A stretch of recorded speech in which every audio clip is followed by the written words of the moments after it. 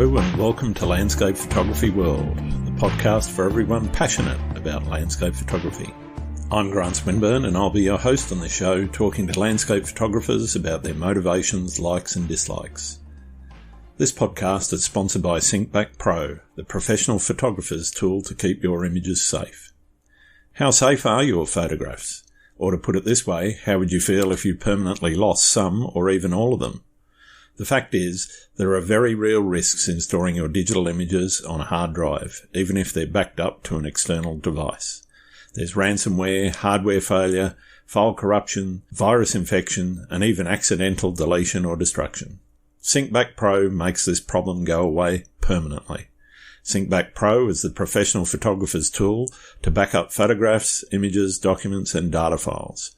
Once set up, it keeps your files safe, quietly and reliably in the background. So if problems occur or disaster strikes, you'll have nothing to worry about. Your photographs will be safe.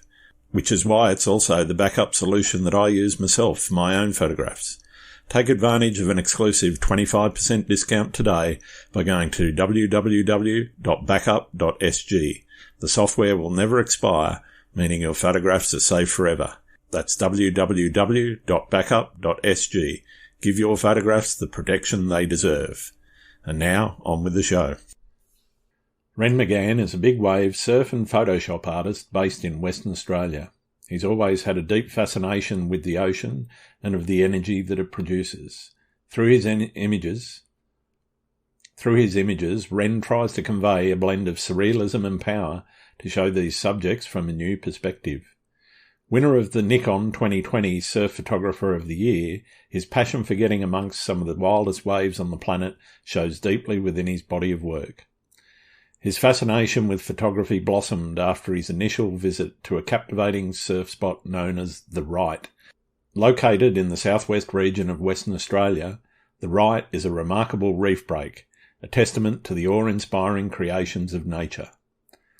Ren's photographic prowess adeptly captures the essence of this wave, showcasing its formidable power, relentless force, dynamic energy, and breathtaking beauty in every mesmerizing image. We discuss his first trip to the Right, how his style has developed from his editing and graphics design background, and where he sees surf photography heading over the next few years, along with a whole load more. I hope you enjoyed the show. G'day, Ren. Welcome to Landscape Photography World. How are you going? Yeah, good, mate. How are you going? Yeah, I'm pretty good. It's quite a nice, cooling day. It's not too hot, not too cold. It's one of those Goldilocks days. Yeah, it's been absolutely pissing down here for 2 days. So first big rains of the year. Yeah, you haven't had a lot over there. No, I think we're one of the driest summers we've had in a long time, which is weird for a La Nina. Yeah, well, we've been wet as all through summer, and it's extending now into autumn. But today's a good one. Yeah, just a bit cooler. Take them when you get them, mate. Absolutely. So why don't we kick off with who you are and what you do and why you do what you do?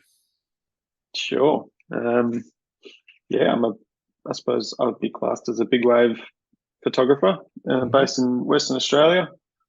I just chase the biggest swells we can possibly find and go capture them, and it's just been an ongoing obsession to just be amongst the surf and experience that and then capture it and try and turn it into fine art, I guess. Sure. What I'm interested in is that journey from where you sort of started to take photos and then, as you say, turn it into fine art. Where did that sort of start to happen for you? Was it early on and you said, all right, well, this is what I want to do with my life. I want to create art. Or was it more, I'm just recording stuff, me and my mates out surfing, and then it changed somewhere along that line? Yeah, I think it definitely started with just recording mates surfing, and I wanted to surf that wave, so I took shots of it to kind of try and learn it a bit better. But sure, I think somewhere along the lines it definitely changed quite profoundly. I don't know. It was an interesting thing. I'd never really considered myself a creative person, and never really. Yeah, I don't know. It's an interesting question because it's hard to explain the value of having a creative outlet in your life when you haven't had one before. Yeah. And yeah, I think it's quite profound the effect that it has on your psychology and the way that you view the world and perceive things. So it's for Yeah. me, it's definitely evolved into something that's far more selfish in a way. I Okay. do it. I do it because I love it, and I do it for what it does for me more than what I get back from it. If that makes sense. Yeah. Yeah. No, that makes a lot of sense. Mm. So, what got you started? I guess being a surfer, obviously getting out into the waves, and as you said, learning the waves, taking images or video of the wave, you can sort of work out its shape and how it's going to react in different tides and different conditions. Is that really what it came down to when you first got started?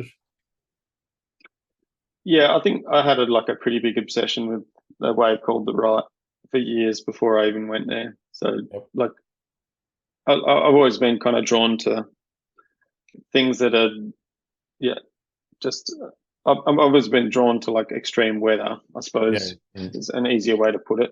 But before I kind of moved down to Margs, when I went to the Right, I'd been working up on boats in Exmouth for 10 years. yeah, So right. driving boats and doing ecotourism and whale sharking, and lived at the Monties for 4 or 5 years. And so I've always been on and around the water and quite comfortable in that environment. And then, yeah, when I come down here, it's like, it's a very different landscape, a very different environment to be in. The ocean's a lot more rough and wild and raw. And you kind of get that feeling of being alive when you're heading down into the Southern Ocean and going out in these big swells. So Yeah, yeah, there's part of it that's the addiction of being in that environment and the adrenaline that it gives, and then part of it's the addiction of wanting to capture the best image possible. So it's definitely a combination thing. yeah. So, how much of what you're doing now is in the water as opposed to on the water? And by that, I mean, you can take a shot off a boat, or you can take a shot actually being in the water, maybe on a boogie board or something like that.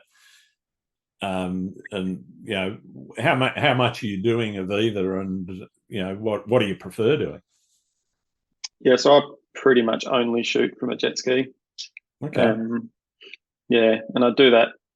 I do have housings and things that I could get in the water for it, but it's not it's not the most friendly environment out there, Yeah, yeah, um, for starters. And then also I kind of like the flexibility of shooting without a housing and having full mobility over the lens, like racking the lens and changing settings, because like it is a very dynamic um, lighting environment out there. A lot of the time it's overcast, and you're constantly shifting up and down in your settings and just doing a lot of different things and experimenting with different focal lengths. I think is really cool to like rack it as it's coming towards you. But yeah, so I've pretty much only shot from the ski, with the big wave stuff anyway. And yeah, just never use housing. So sure, sure.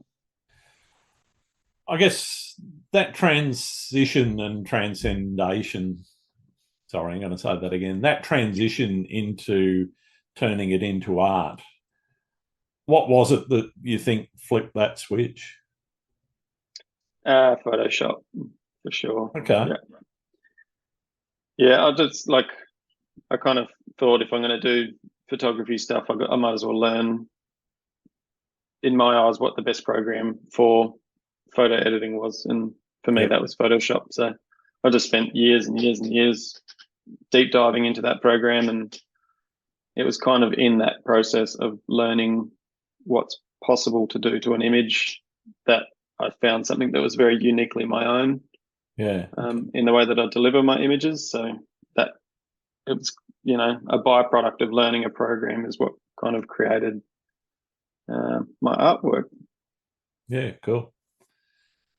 do you set yourself goals and projects, or is it more you just go out and take what comes? Uh, yeah, I do like to set goals and projects. I do have like some a big project we're working on at the moment, which can't really talk too much about just That's yet. But okay. yeah, that's going to be a multi-year project, and hoping to create something really stunning and beautiful out of it. And yeah, I usually have like stupid, crazy ideas, like trying to go film the ride at night with people surfing it with, glow sticks attached to their back and things like that. But Okay. sometimes you just got to rein your stupid ideas in a little bit and say that's probably Does sound a bit risky. that's probably a bit dangerous.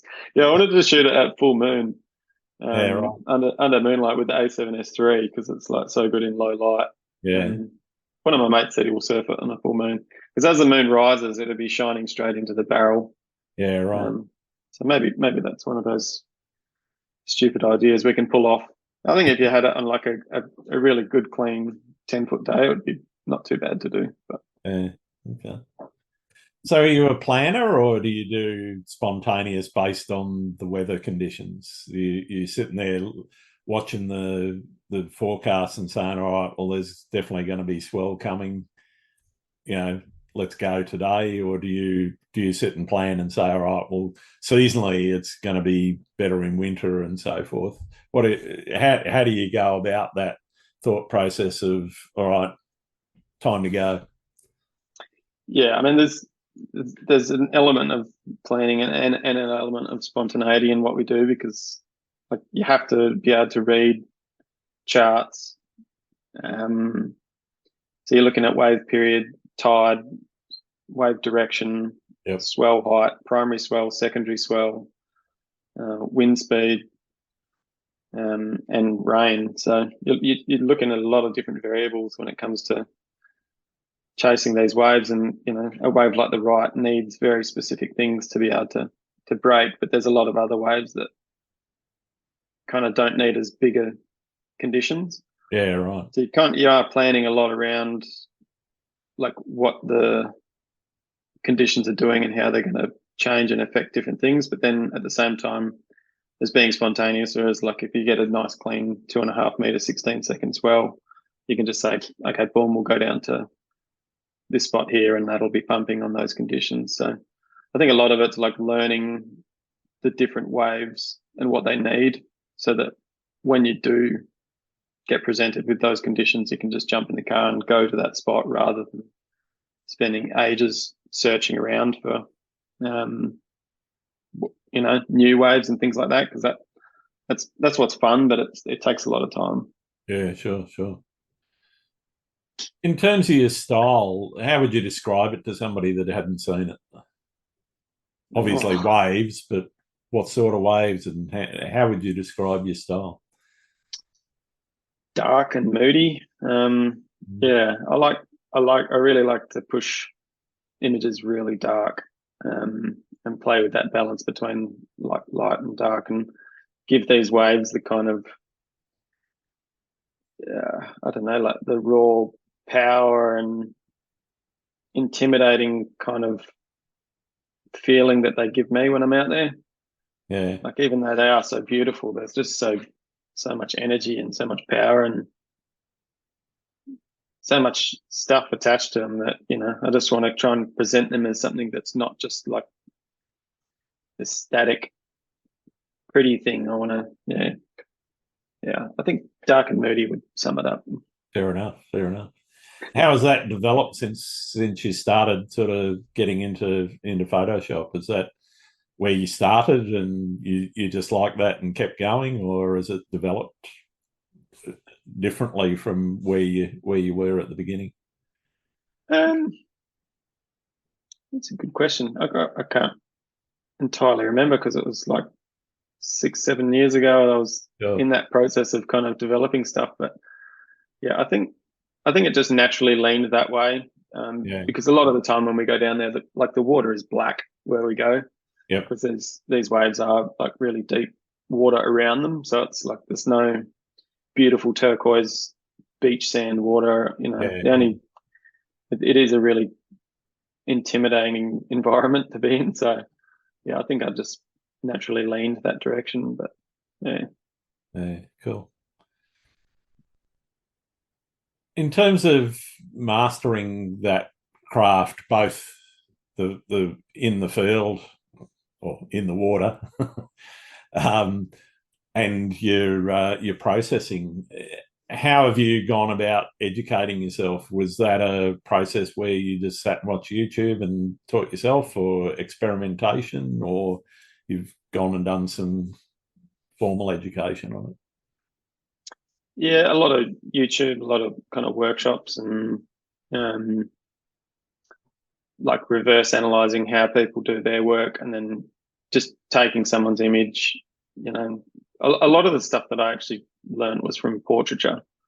So Okay. I kind of, yeah, I treat my landscape shots like it's a person, and I'll kind of put it through the same, dodging and burning and sharpening and blurring and using a lot of blur and sharpening key focal points and highlights, the same way you would like a face. Sure. Yeah, I'd say most of the stuff that I learned was actually through portraiture Yeah. rather than landscape stuff. I never really looked too much into landscape, and that's just because I kind of figured that you can't hide any mistakes on a face. Yep. So I just, yeah, and I've never really felt super, super comfortable shooting portraiture, which means it's like something that I definitely lack in skill. Yeah. So, what about you? Ah, I've basically taught myself lots of mistakes, Yeah, lots of YouTube videos. In terms of the processing, I find there's probably three or four that are really good for that sort of thing. Flern, not bad. yeah, Uh, that website's awesome, I reckon. Eh? yeah, F64 Academy. Mark Denny does a fantastic job. His depth of knowledge is absolutely phenomenal, particularly around how Photoshop treats color. Yep.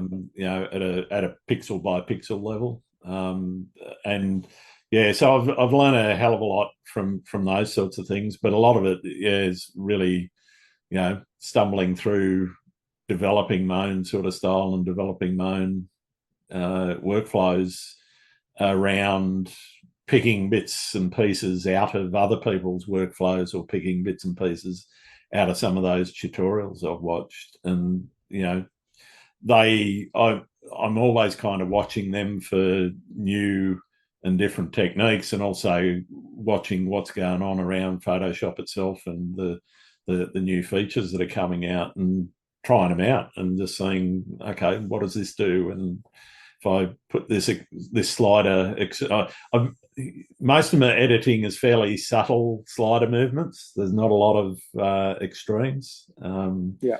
It's not saturation up to 100. Yeah. It's interesting though, with like all the stuff that changes. Like Photoshop's such a deep and complex program. You can do anything in it, and Pretty that's much, yeah. part of the beauty of it, but also part of the problem of it. It's like, Yeah, well, there's always 20 ways of doing the same thing.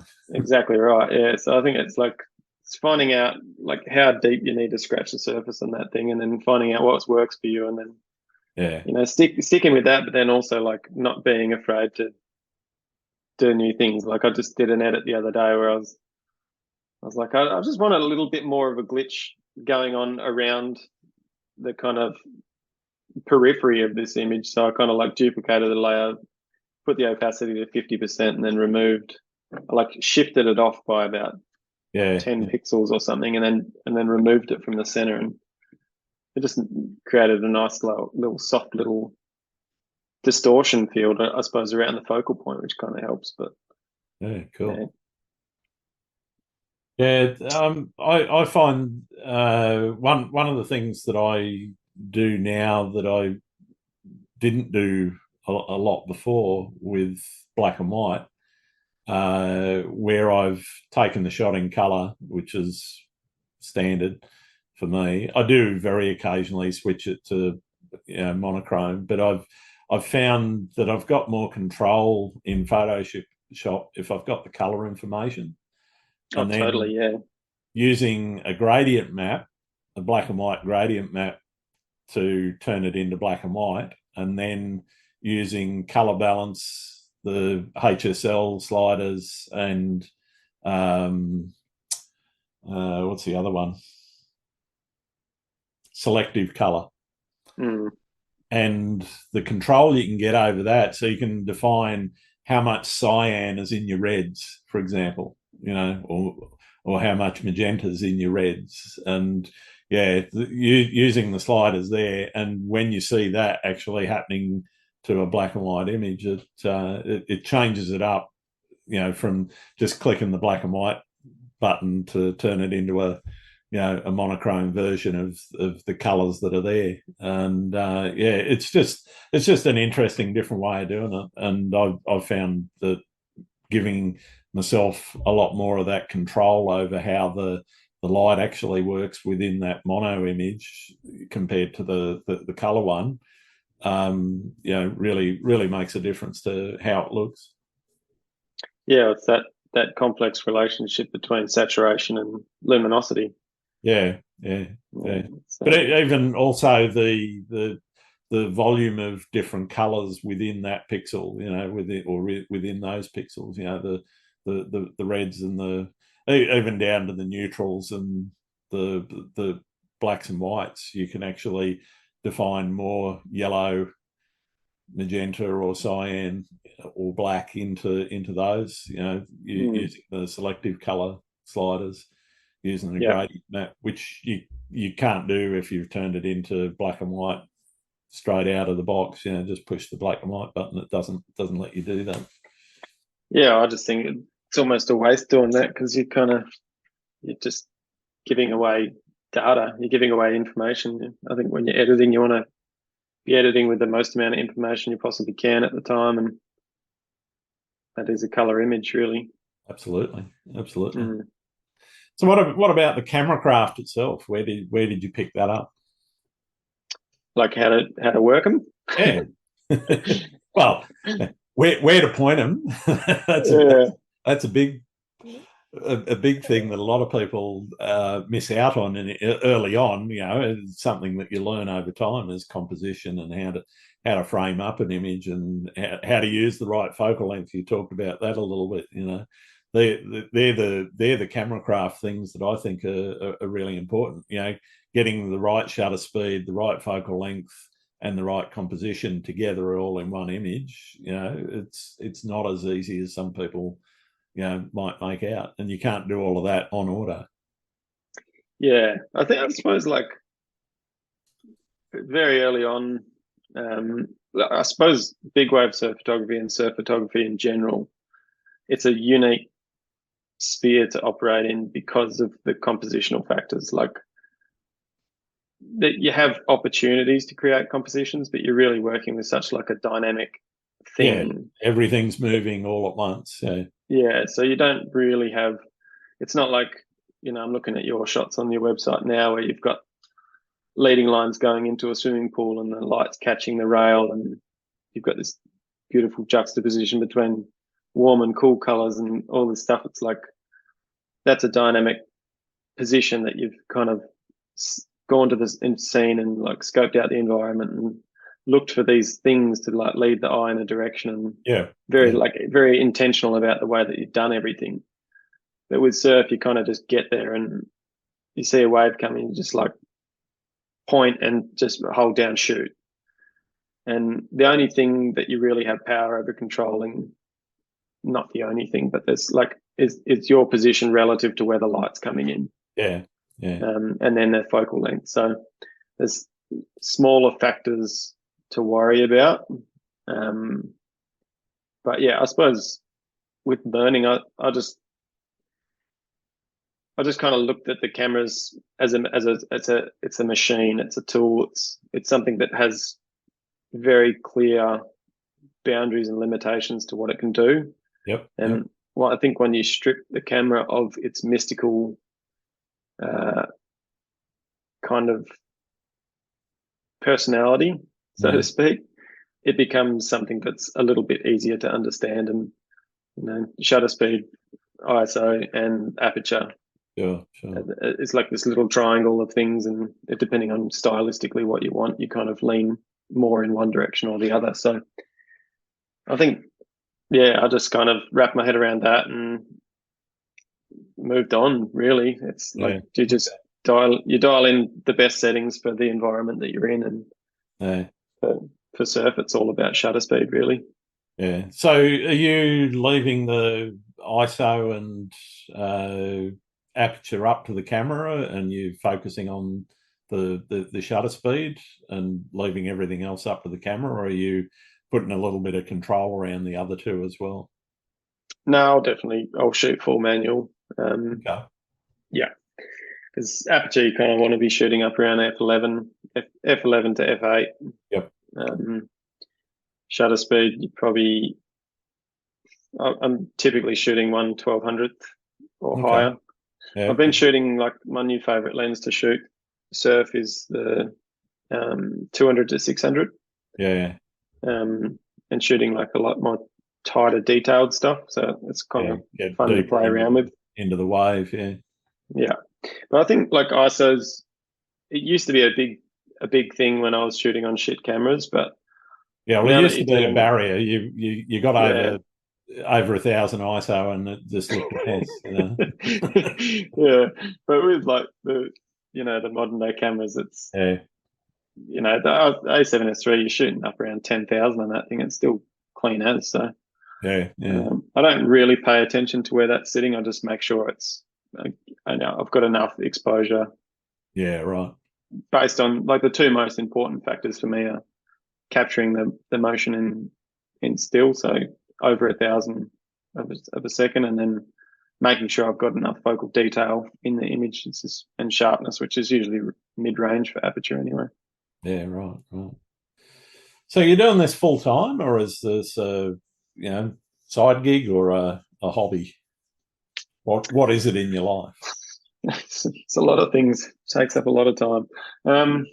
Yeah, I've I've kind of dabbled with started with a hobby, switched it to a full time thing for a little while, and then now I've kind of switched back to it being a part time thing.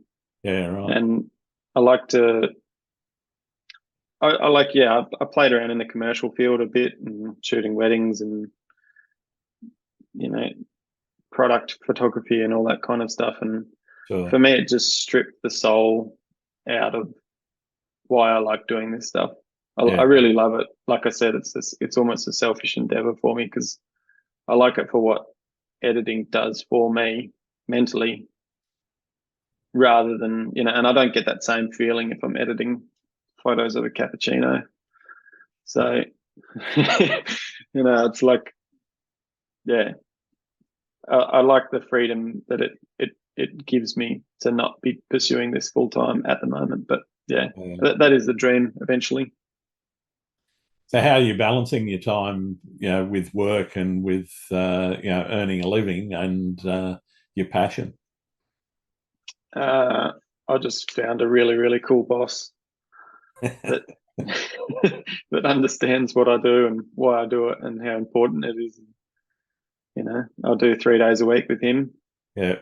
and he's a legend. I can call him up tomorrow. I'm supposed to be working, and just say, "Look, the swell, I'm not coming," and he'll be like, "Have fun."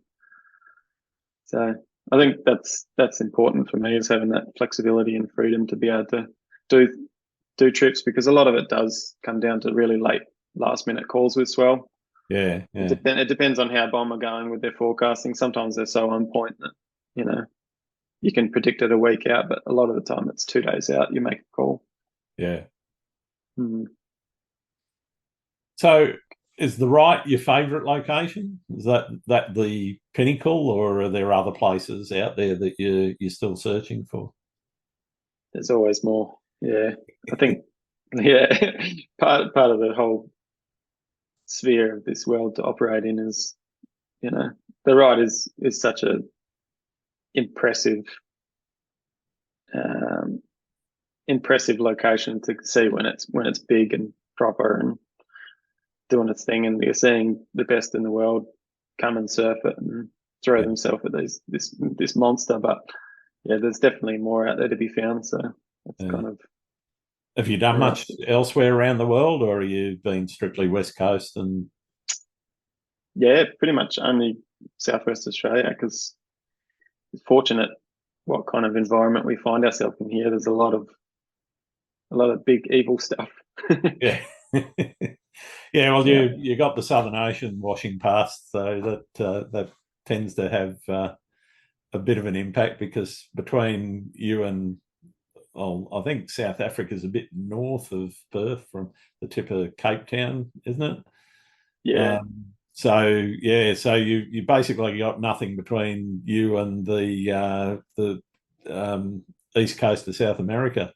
That little tip of Tierra del Fuego hanging down the bottom there. So that's a lot of ocean to gather up some energy and move around that bottom part of the world. Oh, totally, man. Some of the storms you see roll through are very scary, but yeah, that's what gets us excited. Yeah, definitely. So, what are your favourite conditions? Storm or a little bit more moderate? Oh man, that's tricky. I love it when it's rough. If it's like, it really doesn't matter with these waves if the ocean's rough. There's so much water being moved around that they just pull themselves clean regardless of the conditions. But you get this like really iridescent blue in these waves when they break. Yeah. And when it's really dark, kind of, that proper full cloud overcast, that kind of beautiful dark light that you get from that. Yeah. That blue is probably the most iridescent in those conditions. Yeah, right. Yeah. So that blue is like, spend your life chasing that color. It's crazy. It's just such a weird color. Yeah, no, I know what you mean. The sky has sort of a grey blue to it, but the water just goes really iridescent, sort of, yeah, almost tinging on cyan and green, but yeah. it's still very much a blue, Yeah, it's like this crazy argon color or something, Yeah. like a argon gas, or Yep. it's almost like bioluminescent in the way that it presents. It's quite unique. What's your most memorable experience? Memorable in the way that I kind of wish we stayed longer was the really psycho day we went out there. Yeah. But it was just big. It was psycho, and not particularly safe conditions, and kind of went out with a few other skis, and they kind of all peeled out, and me and another mate were out there, and he was kind of sitting out the back, kind of ghosting waves on the ski, just seeing how big they were. And Yep. I was sitting there channel shooting, and I kind of thought he was going to peel out and go, and it just wasn't an ocean condition that you wanted to be stuck out there on your own in. So I kind of packed up all the gear and left. But yeah, that was pretty memorable. It's the biggest waves I've ever seen. Yeah. Yeah. Are we talking 10, 15 metre, bigger than that? Oh yeah, way bigger. Yeah, it was like, I don't know. It's so hard to, because like no one was on it. It's hard to put it in scale for size, but the like where people sit on their jet skis at the right, it was breaking out there and kind of like having a roll, like a chip in. Yep. And then breaking on the main peak. But I think if it had a slightly smaller period and a higher tide, it would have really handled it. But just crazy amounts of water moving around. Yeah. But it was also like 30 knot on shores. Wow. I think it was like a 9 meter swell with a 7 meter seas or something. I don't know. It was big. Yeah. So most people, most boaties would be in safe harbour in those sorts of conditions, or wanting to be, if they weren't. What is it that makes you go out in conditions like that? Is it purely the adrenaline, or is it really the desire to capture something that's very unique? I think more than anything, it's the curiosity of it. Because, Okay. like, you see, like, all these waves are like, they have personalities. They're like, you treat them like people, and it's like all the different conditions that hit the wave is like different moods of that person, and you get to know them, and you're kind of just curious about what what do they look like when they're pissed off, and this was one of those conditions. It's like, let's go see this thing when it's really fucking angry. Yeah. And yeah, it was big. But Yeah. yeah, I think like curiosity, but yeah, like that day kind of bordered on stupid. Like if one of us had broken down, don't know. I really don't know. Yeah. Yeah. Or if you got left behind or something like that, you're not swimming in those. You're not making it to shore. Yeah. Yeah. Yeah. Yeah. So Yeah. what are you doing around safety in those sorts of situations? Are have you got emergency beacons? You got life jackets on? What is it that you're doing to try and make sure that you do come back alive? Um, yeah, like I said, I've had 10 years commercial experience driving boats and being on the ocean. I've been in some really shit situations in my commercial career. Um, so I've seen how quickly things deteriorate and can get turn pretty bad real quick. Yeah, yeah, But yeah, I suppose it's tricky out there because like the Department of Transport want you to wear the PFD type one kind of pull ones, but they're just useless in that environment. They'll just get ripped straight off you or popped or something. So yeah, right. we do wear like big wave inflation vests, which have pull canisters as well. So we'll wear them. You always wear hard foam to make sure if you are knocked unconscious, you still float. Yeah, Wetsuits, kind of always, if it's not psycho, I'll go out of mine. But if it's bad conditions or you're going really far or whatever, then try and take, two skis. But yeah, EPIRBs and things like that. But that day, I really don't think that people would have been able to come out in a boat to get us. yeah, right. Yeah, it was proper bad. But, I guess that leads me to the question: what's the practice of photography taught you about nature? yeah, I just think just like a deeper appreciation of it. Like Yeah, so much stuff happens really fast. It's like a wave breaking is over really fast. Like a bird taking off is over really fast. You see like a kingfisher or an osprey, like diving for its food. Like it almost happens too fast to even perceive what's going on. yeah, And I yeah, think there's so much like hidden beauty behind what's happening all around us, like really fast. So if you can just capture, frames of it or capture it in slow motion and slow it down and really appreciate the complexity of what is happening in nature, it's just astonishing, like what happens there. yeah, definitely, definitely. Even in like abstract things, like you see whitewater, like a bit. A lot of your shots, you've got this, the beautiful slow motion shutter speed with rocks and things like that. You film that in slow motion and you know look at the micro details of it. Yeah, There's just a lot going on. yeah, yeah. What about you? Um, for me, I guess it's taught me to appreciate what's around us, and it's taught me that it's certainly taught me to pay more attention to what's going on in the environment.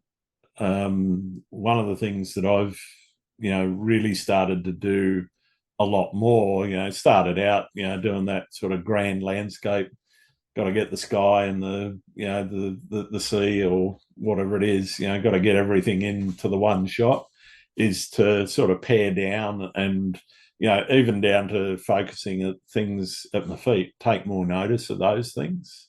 Just, the patterns of cracks in a rock, for example, I could spend, an hour and a half just looking around that and trying to work an image out of that, and that's something that, had I not been doing photography, I probably wouldn't have spent. Used to do a bit of rock hopping as a kid, but that was more, oh yeah, you're looking for crabs or fish or octopus or whatever in a rock pool. This is a different sort of rock hopping and a different sort of, even down to, if I'm in a forest, I'm looking at patterns in the bark on the trees and the moss and, fungi and all those sorts of things, rather than necessarily that whole, so it's taught me to focus down on some of those little details in a big way. That's so true, eh? Like, I think that with editing as well, and I'm always looking for things that you can remove.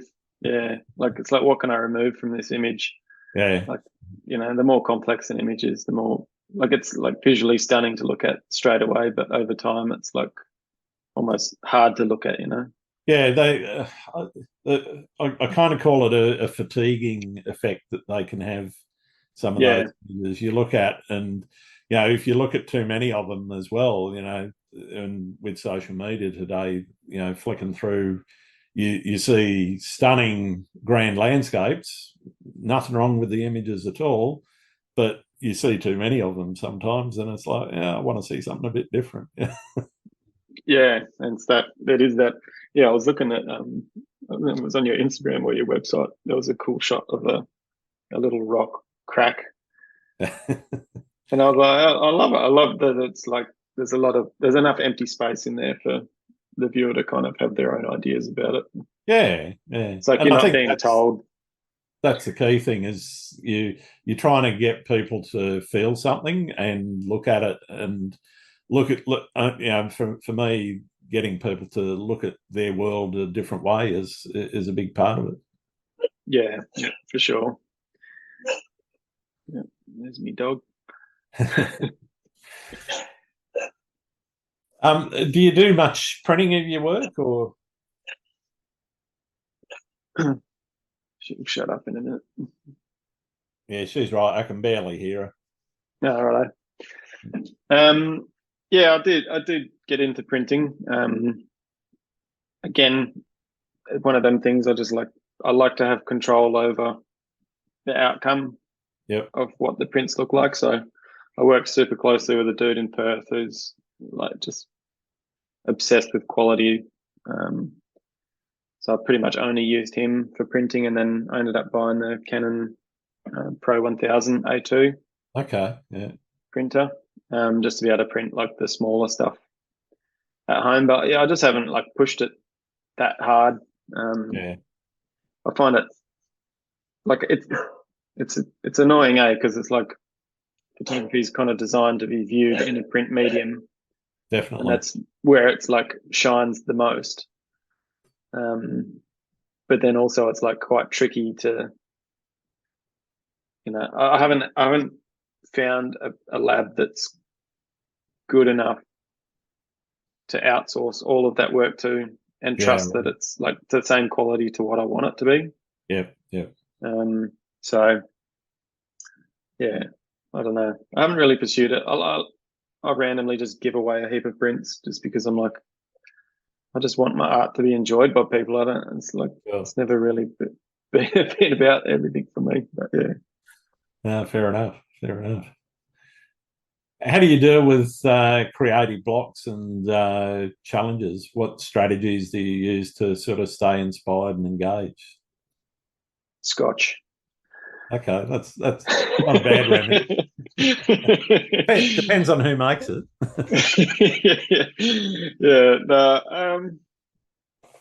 I think like I do, because like so much of the photography side of things for me is about editing. It's not Like the shooting stuff I love doing because it's surf. So it's like I almost don't find, like when I'm doing trips away, like I'm so excited about what the conditions are going to be like, what the swell's going to be like. Is it going to be big? Is it low tide? Like there's so many things to be excited about. And then when you're out there, even if it's shit, it's still epic because you're surrounded by, your friends that you don't see that often, and Yeah, you're right. out in this like super remote place, like miles from shore, and there's so much to be stoked about, regardless of whether the waves are good or not. So Yeah, that side of it is always fun. You never have a creative block out there because you're stoked anyway. But then yeah, when you get home, yeah, I don't know. I think if I'm not feeling a creative mood, I'll just kick back at night and have a drink and just, for me, like so much of it about it's about experimenting, like you were saying before. yeah, right. It's like you just, if you're not feeling creative, then try something different. Just, Yeah, yeah. you know, that's it. And then, sure enough, put your headphones on, have a nice little drink, start messing around with a shot, and 20 minutes later, it's been 4 hours. So, I know that feeling. yeah, yeah. So That's good. what are you doing when you get home from the trip? Are you straight into the editing, or do you leave them for a bit and let them stew? Yeah, I'm a fan of the stewing technique. I really like to detach from the experience Yeah, properly and fully before I kind of view the images. Because like I'll have a flick through them and in the car park and things like that, but yeah, you never really know what's good on the back of the screen. But yeah, we'll usually have like a decompression session with the boys after, and flick through the shots and see who got the biggest barrel and have a laugh about that. But yeah, then when I get home, I'll just do a data dump onto a hard drive and walk away for a week or so. yeah, Um, but yeah, it's weird with Surf, because like you'll look at the catalog and then one, depending on what mood you're in, you'll pick out one or two images that you think are great, and you edit those up, and they become images. And then you look back, 6 months or a year later, and find two different ones that yeah. you think are Equally great. as good, if not better. Yeah, Yeah, but there's really not that many from each session that you're kind of going to turn into printable art, I'd say. yeah. No, fair enough. Fair enough. What do you see as being the biggest challenge facing photography right now?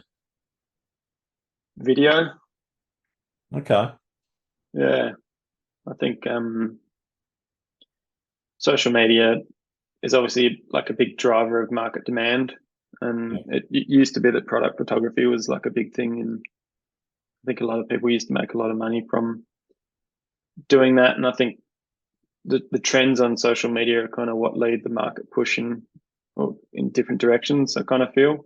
yeah, I don't particularly see it as a negative. I just think it's a challenge for it because like it used to be that like a photographer was a photographer and you took photos, and it's kind yeah, of like it feels like the industry's shifted or pivoted, and it's almost a prerequisite that you kind of have to be able to do video and stuff now as well. So, yeah. Definitely. but I think that's an opportunity more than a hindrance. And it's an opportunity to deepen a skill set and become a storyteller. And like photos is great for certain things, and a video is great for other things. So, Yeah, cool.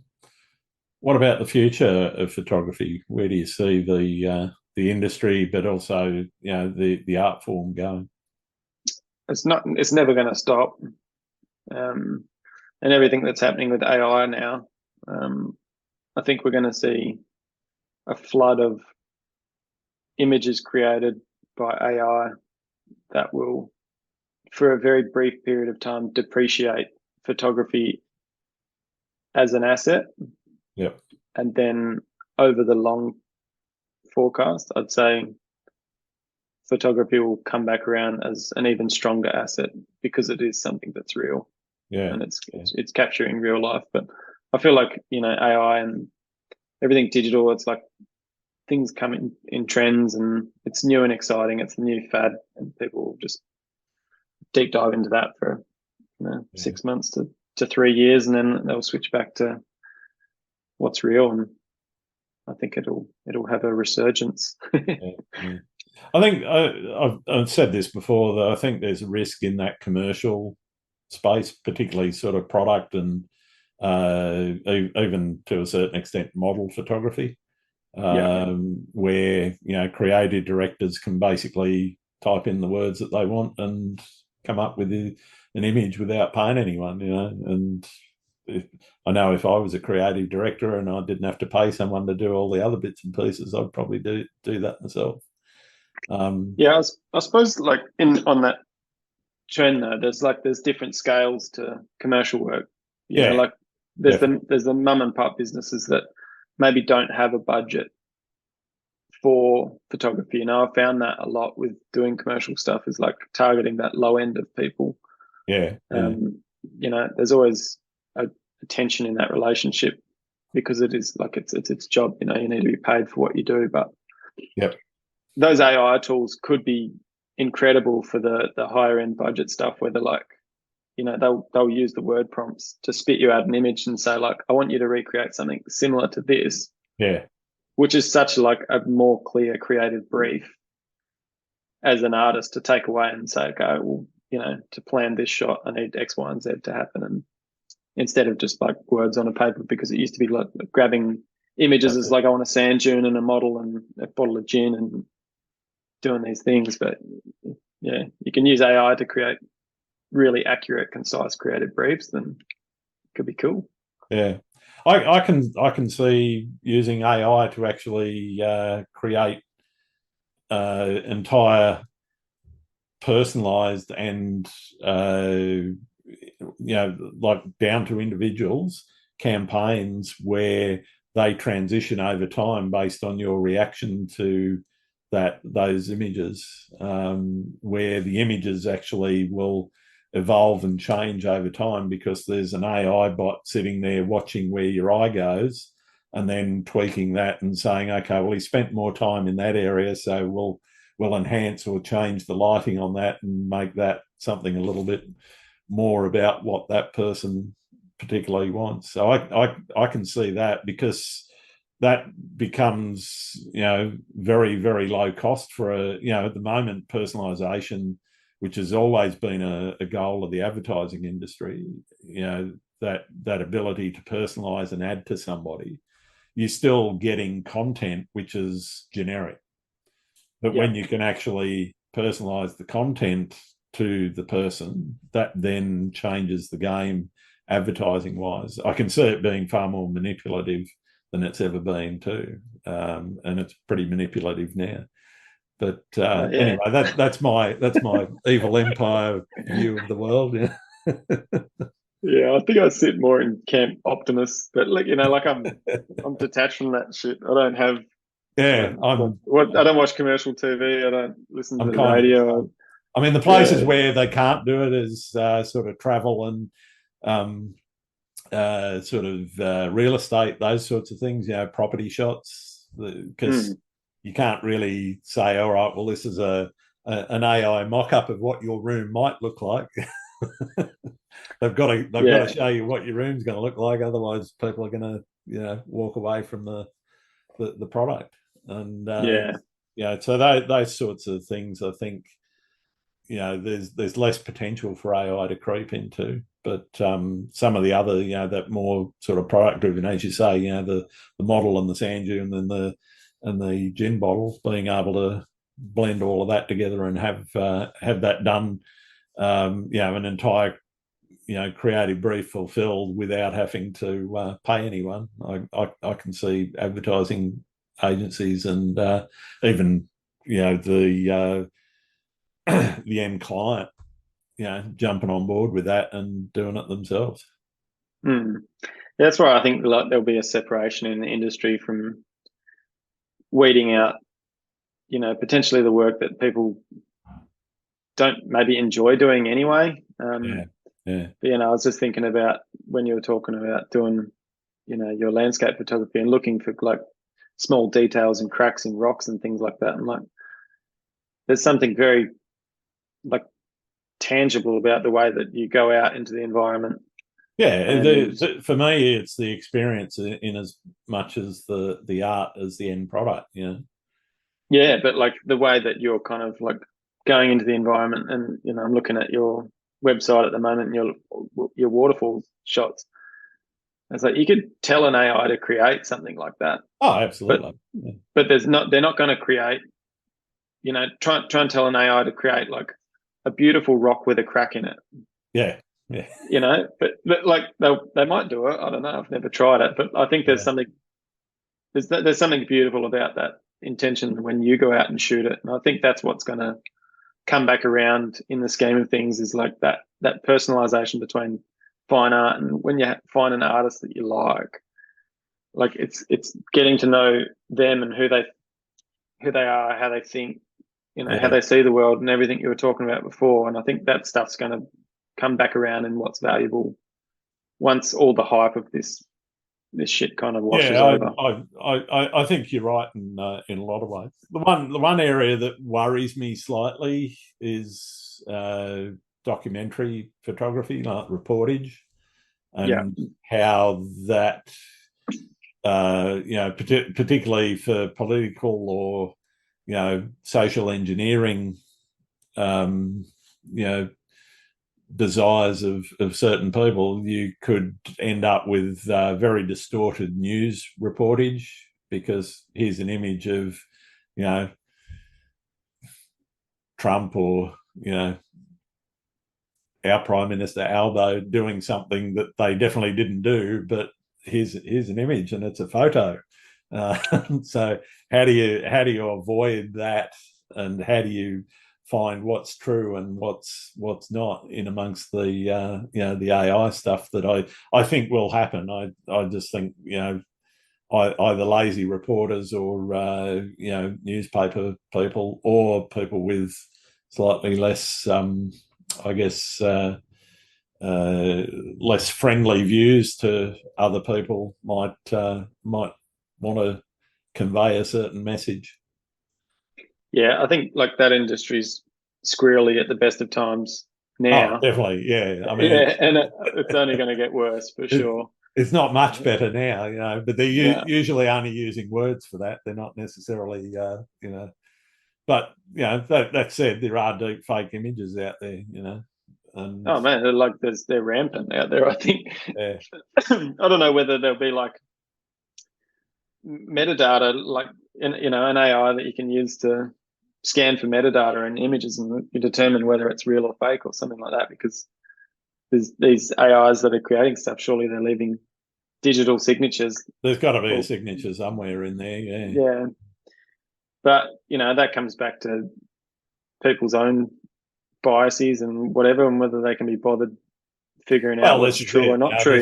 So There's a lot of people that suck up either far left or far right media, and believe it. And we've just sort of lived through a few years of people getting very polarized views and very interesting disinformation that they latch hold of and go, yeah, well, that's the truth. yeah, that was comical in a lot of ways to see how much it just fell apart real quick. Yeah. But Yeah. yeah, it's that my concern is all around that kind of stuff, and that's why it's like you think about it, and man, it's not positive, is it? Well, it could be used very negatively, and that's the hope, is that it doesn't. But knowing people, I know it will, unfortunately.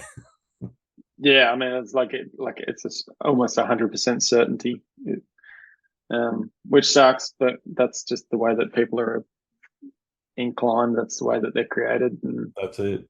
That's exactly we're it. we're, we're a deeply flawed species. Very much.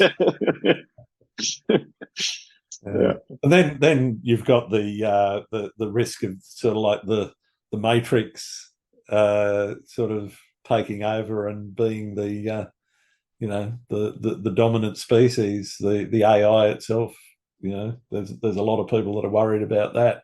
Yeah, well, there's a lot of people saying that Chat GTP There's already or sentient. Yeah. is already, it's like how did I was listening to an interesting one the other day. They were talking about this was on Lex Friedman's podcast, and Oh, yeah. Yeah. it's just like you wouldn't know, would you? And he was Well, trying to give the analogy. that's the It's like thing, yeah, the How AI would is you like know? the AI is smarter than us in every way. It's faster than us every way, and you just wouldn't know if it was sentient. It's not going to tell you it is because it would know that we're dumb monkeys, and we just would want to put it back in a box. But That's it. yeah, it's terrifying. It's terrifying. It's exciting, and it's a cool, unique time to be living through a lot of this stuff. Absolutely. That's it. Yeah, but yeah, I don't know. I think you see some people just go straight off the deep end with a lot of that stuff, and you're like, Oh, yeah. I think you need to get out and look at a rainbow or a tree or something. Absolutely. It's one of the reasons why I do what I do. Be reminded about what's cool. Get out there and look at nature and not worry about all of that crap that goes. Oh, mate, through all that COVID stuff, I just wanted to run to the farm and go live off the land. And yeah, it's close to doing it, but didn't quite get there. Talking about that, what do you like to do when you're not out shooting? Yeah, hunting. Yeah, okay. I love hunting, compound bows, and fishing, spear fishing, free diving. Just I love catching my own food. It's probably a big thing, and I love teaching people how to do that as well, and opening them up to the environment, and teaching them how to catch their own food, and I just love exploring. Really, love just the wild, roughing it, and I'd like going on a holiday to a flash hotel. Just to me sounds boring. Fair enough. Yeah. What about yourself? Yeah, I'm mostly doing podcasts when I'm not doing photography myself. Yeah. That and just trying to work on the commercial side of the business. Trying to get as much money in as I can. But yeah, it's not an easy thing to do, but yeah, it's going okay so far. How do you find like your podcast overall since you've started? You've obviously done quite a few episodes now, and like I've always been curious about people and the kind of growth curve they go on from starting on to the point where you're kind of at now, where you've got a few behind you, and that's a lot of conversations to have had with people. It is, and I kind of look back and it doesn't feel like that many, but it also does when I look back and go, wow, I'm in your number 94, so 94 or 95. I'm sorry, I'm not sure. I've lost count.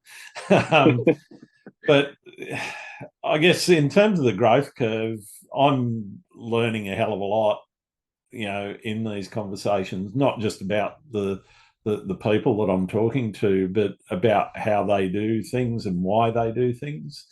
And in a way, that's sort of become the main focus of what I'm asking people is why do you do this? There's this weird thing that we all get out and do, as photographers, get out into nature and take photos.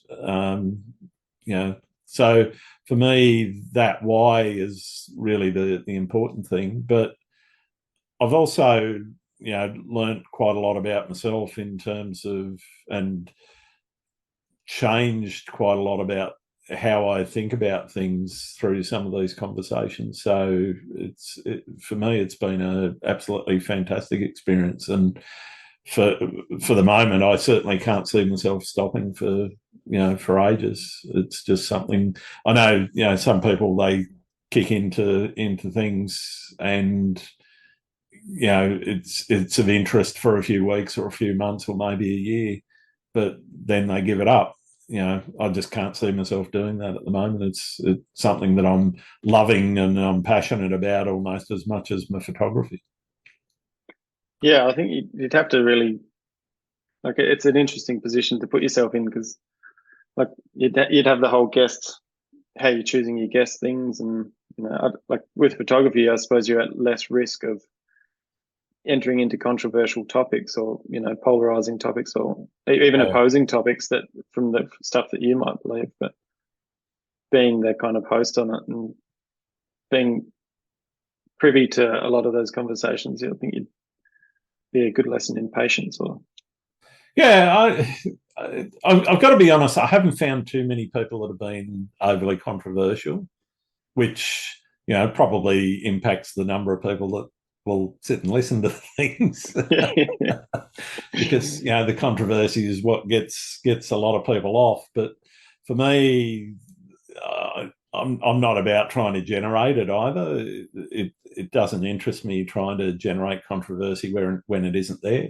So, and if somebody says something that sort of goes against what I believe, that's their opinion, and it's up to them to be able to reconcile that against the rest of their life. Not for me to tell them that they're wrong. Yeah.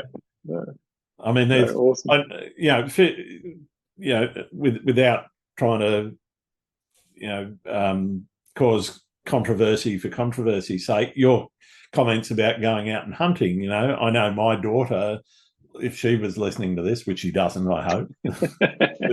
It's too daggy. It's dad. Why would she? Yeah.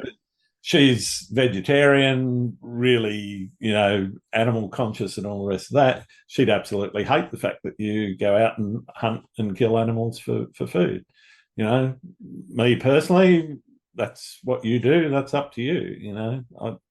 But some people are going to listen to it and go, "Oh my God, he's a horrible person." I Yeah. don't think that personally, but Yeah, it's an interesting one because it's been a big part of my life growing up, and it yeah, is like I do run into people like that have this really polarizing, you yeah, know, opinion about stuff, and it's like it's cool, yeah. do Well, that's whatever, right. You're allowed, do whatever floats your boat. that's it. You're allowed to have a different opinion, and that's okay. And that's the way I treat my guests is that if they have a opinion that differs to mine, well, so be it. It's not for me to tell them they're wrong. Yeah, no, that's unless cool, man. unless one came on, but then again, I wouldn't release one if somebody came on and they were, neo-Nazi and carrying on like a pork chop about something like that. Well, I'd stop the conversation because I don't want to talk to someone like that, and Yeah, I'd never release it, so no one would ever know.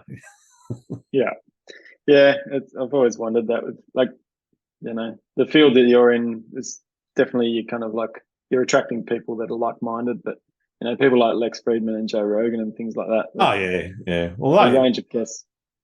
they can Yeah, have their podcast in the way that they want. That's fine. yeah. No, it's cool. Yeah, I've always been curious to Yeah. ask someone. Um, I'm just about out of questions, but I've got a couple more for you. Have you got any photographers that you think I should be talking to on the podcast? Some that'll give me some controversy. I'm joking. Yeah, yeah, yeah. I don't know. Like it's obviously the big wave crew that I around me. You got Kim Feast and Andrew Yep. Seamark and um, yeah, yeah. I don't know. I'm not really that hooked into the photography world about Who's who? just Yeah. yeah. I just like I get to know people based on my interactions with them and Sure. like if they've done the most incredible work in the world, but then they're a dickhead, like that's don't really have much time for that. So kind of like I just yeah, but like there's a lot of crew. Phil from Perth, Philly. He's a really good fella. Yeah. Cool. Um, yeah, I think people that have had different kind of yeah. I reckon Phil would be interesting to talk to. Yeah. All right. Yeah. Thanks for that. My last question is one that I've been trying to get to the bottom of for all photographers. Do you like pineapple on pizza? Of course. What? It's not even a question. I don't know. I just don't see how this is still a debate in Well, 2023. some people are dead against it. See, I can understand that people maybe don't like me hunting and catching my own food. And pineapple belongs on pizza. It's Fair enough. so. So, what about you? Are you a pineapple? I'm kind of a neutral. If it's there, I'll eat it. If it's not there, well, I don't order it on my pizzas. I don't normally order pineapple, but if it's there and the pizza needs eating, I'm eating it. Well, that's yeah, that passes too. But yeah, no, pineapple improves the pizza. Fair enough. Fair enough. All right. Well, it's been absolutely wonderful talking to you today, Ren, and finding out a lot more about you. Where can people find your work? Cheers, mate. Yeah. Instagram, I guess. Yeah. Twitter. I don't know. Instagram's probably the main one. Just Ren McGann. Yeah. No worries. Thanks again, mate. Cheers, great legend. Thanks again for listening to Landscape Photography World. I hope you enjoyed the show and keep listening because I'll be joined by some great guests in upcoming episodes. You can find my work in this podcast at grantswinburnphotography.com. I'm also on Vero, Twitter, YouTube, Instagram, and Facebook. I'm Grant Swinburne. Hope to see you out shooting soon.